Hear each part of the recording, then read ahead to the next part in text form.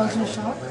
Can you describe to us your transition from being a student in a Nepali village to being an undergraduate student in an advanced country like the United States? When I came to Kearney, I was quite an old student. I was almost 32 years old, so I was not that young, and I was mature, so I did not feel much culture shock when I came here first time in 1989. Wasn't it a difficult task to teach the students of Nangi village to build a computer where most of them had hardly seen it, and how did they feel about it? I think building a computer or assembling a computer, whatever you get, is not a difficult thing to do. What I say, it is something that anybody can learn. For example, if you get a computer part like the motherboard, hard drive, floppy drive, or CD-ROM, or whatever we get, I can teach any people if they have some, if they are interested, and if they have some, say, middle school education, like high school education, anybody can learn. They have to be interested in it, and they can learn it in like 2 or 3 days easily. They can learn how to assemble this. Those things, they can learn how to install software and make it up. Same thing is with the wireless network also. Configuring the wireless devices are not that difficult, so anybody can learn it. So that's what I found people. Now, many people in the villages, they can assemble computers, they can troubleshoot the problem, they can configure the radio and build the network, and whenever some problem comes, they can fix it by themselves. So this is something that is not too difficult to learn. How does the older generation of the village respond to the success of this project? Older generation, especially the older generation, are happy because what they see is they see an opportunity for their children to learn about this new technology that's coming. That's why when we bring computers to the village, when we connect internet to the village, when they see their children using it, they are happy. Even if they are not using it, some of them get help from their children to use it, to send the messages, but even if they are not using it, they are happy because their children are learning. How many awards have you achieved so far, and how do you imagine all of these achievements? I didn't work for award actually. I never think about award also. I didn't work just hoping to get an award. For example, this Raman Magsaysay award they provided me, I didn't know much about it. I had heard about it. I didn't know what Raman Magsaysay award is. They just found me. There was one organization in UK, and they provided Social Innovation Award, I think in 2004 or 5 something. I didn't know how they found me, and they provided me award. So I got this Development Marketplace Award from the World Bank. They were interested about my project, and they said they would provide some support. So all these awards doesn't. And I am not too excited with all these awards. It is good. If they provide some award, that's fine, but I don't look for it. And I am not too excited by myself about getting awards. Because award is something I never work for. So who is your source of inspiration or your role model? That's difficult. So far,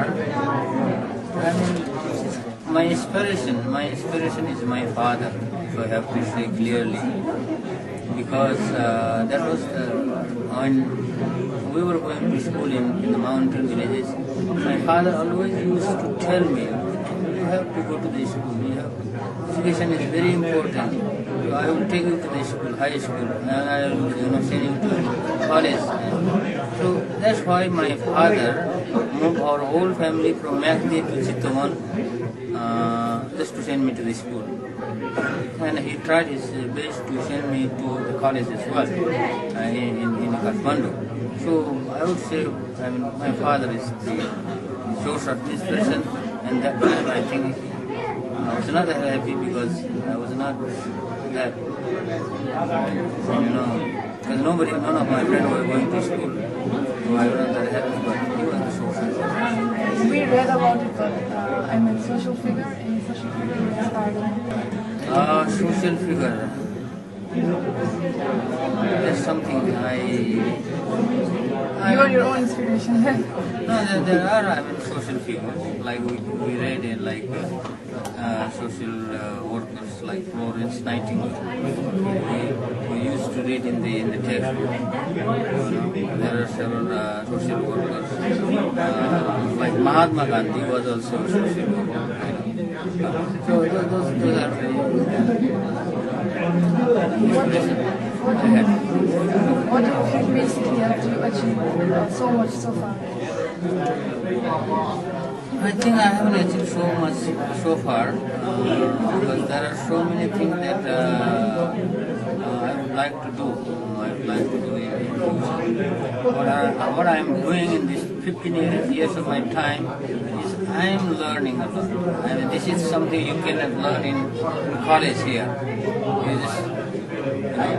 So in order to work in the social field, you have to go there in the society, in the communities, you have to learn from them. So this 15 years time, I have learned a lot of ideas from them, and now I think I feel comfortable that I will be able to do something in the future. But there are still so many things to learn. So this will not do.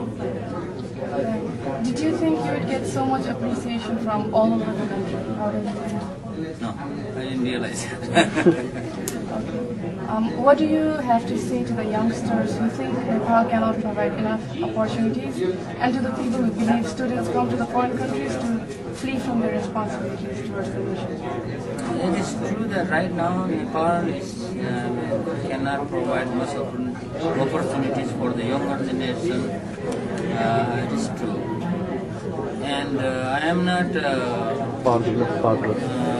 critical about people going to abroad, get education there, and stay there. I am not against them because young generation just should not just stay somewhere in a place where there is no opportunity.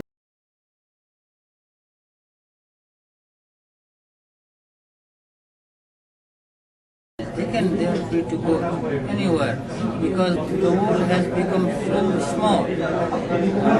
For example, coming from my mountain village to Kathmandu and going from Nebraska to Kathmandu takes about the same time. The world is so small. It doesn't matter where you live. And now there is communication. You have telephone, you have internet, you can communicate immediately. It doesn't matter whether you are in the moon or you are on the earth or you are in the Mars. The technology has developed so fast. So that has made this whole small place really. So what I would like to say the younger generation, okay, it doesn't matter where you live. But wherever you live, just don't forget to the people, to the place where you were born, and you just try to help them as much as you could. Just don't forget. That's what I want to say to the younger generation. What, in your point of view, is the most essential ingredient for success? What's more important? To get success in life, you have to work hard. If you don't work hard, you don't get success. You have to work hard, you have to have a vision, and you have to follow your vision by working hard. Otherwise, you will say, just have a vision, don't work, your vision will be just wishes. That will never be fulfilled. So you have to work hard. How long do you think will Nepal take to be networked every to network every corner of Nepal? I mean, technically, this will not take long time. But still, I mean, to build the network across the country, the main problem I have seen so far is the power. Most of the rural areas in Nepal, they don't have power there. So they need to have power before they can get to use the computer, they can build the wireless network. But there are a lot of things going on there. For example, there are solar power. People are using solar power. People are using micro hydropower there. So it will take some time to bring this information technology in every corner of the country, but it will not take that long, maybe 10-15 years, which is not that long. When you think about the history of the country, and 10, 15 or 20 years, maybe most of the country will have some kind of communication infrastructure built. What advice do you have for the parents to encourage their children to pioneer such new attempts for the country? And also, in your opinion, what could our country do to motivate students to turn